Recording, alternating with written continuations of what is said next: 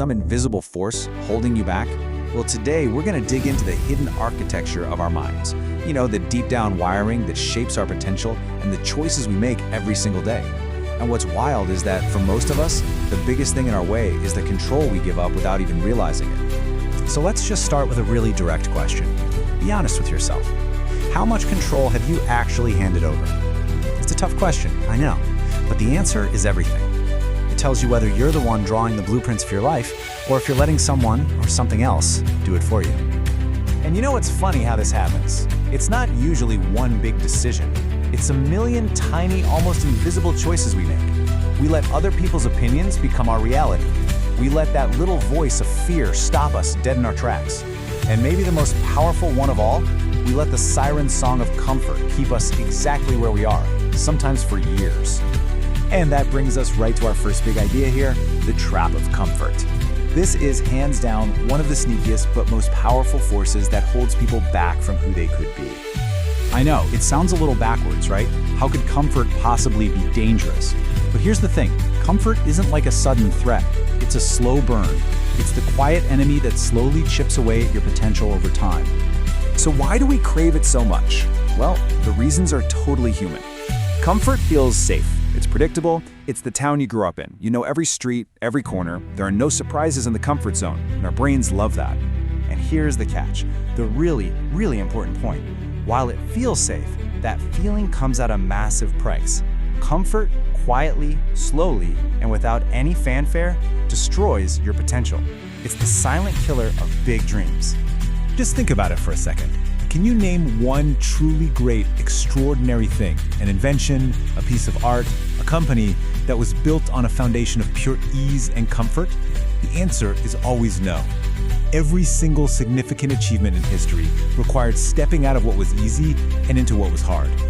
So this leads us to a really powerful shift in how we think about this. If comfort is the trap, then what's the key to getting out?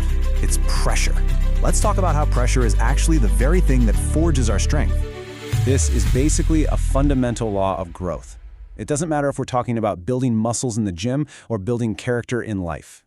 Everything, and I mean everything that makes you stronger, comes from applying pressure, from facing some kind of resistance. So what is pressure actually doing to us? It's not just about gritting your teeth and enduring something tough. It's a creative force. It pushes you to think differently, to find solutions you wouldn't have looked for otherwise. It forces you to adapt, and ultimately, it forces you to evolve into someone stronger and more capable than you were before. Okay, so if we accept that pressure is necessary for growth, how do we actually use it? We can't just sit around and wait for challenges to find us, and that's where the path of discipline comes in. It's the active choice to lean into challenges instead of running away from them. This choice, this path, it's exactly what separates the people who grow from the people who stay the same. It's not about being born with more talent or strength. It's about what you choose to do when you hit a wall.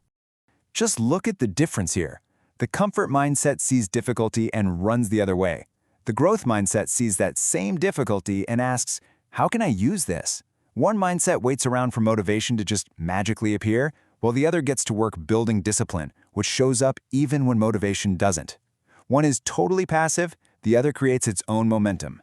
And the gap between these two ways of thinking isn't a small one. When you practice this consistently, over months and years, the choice to build discipline and use difficulty, well, it creates something incredibly powerful inside a person.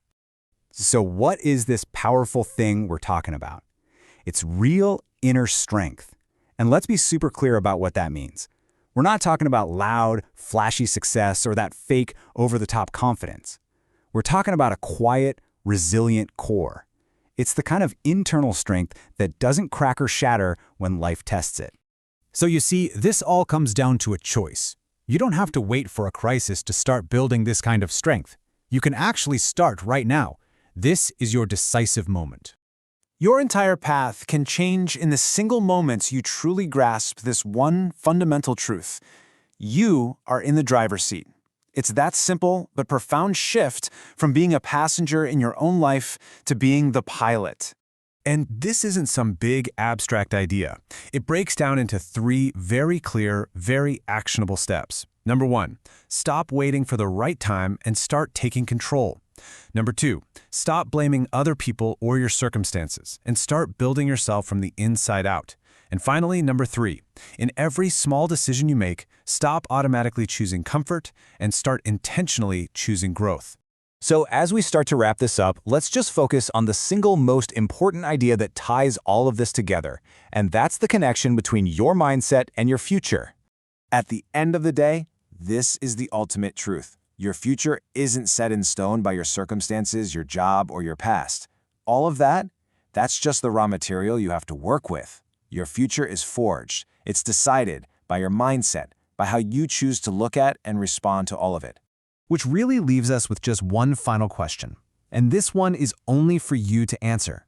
Knowing that you are the architect, knowing that pressure is your tool, and that discipline is your method, what will you choose to build?